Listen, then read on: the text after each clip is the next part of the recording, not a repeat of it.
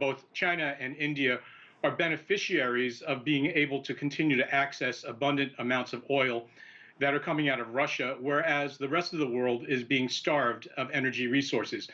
Everything that we touch or consume in some way touches upon oil. And when you think about increasing in inflationary food prices, if you think about the role of the farmer, well, fertilizer, for most people don't really understand, it's made from natural gas. And so hydrocarbons play into the fertilizer production, and farmers use an enormous amount of diesel fuel in their tractors and machinery in which to harvest large amounts of food.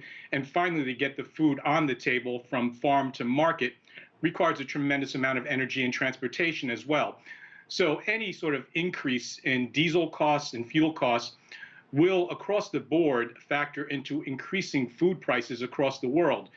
One of the big issues that many countries are facing, China included, is food insecurity.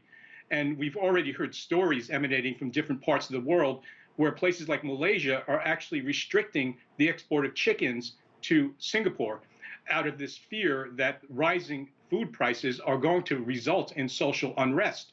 And so that's one of the issues that many governments are dealing with.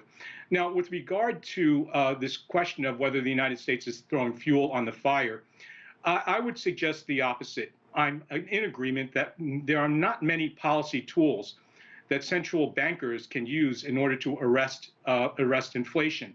And the classical tool is simply to use monetary policy in order to control the interest rates, raise the cost of capital, and thereby, in a sense, making it more costly for consumers and industries to demand products. And if you can arrest demand in some way, all things being equal, you'll start to see a normalization in prices.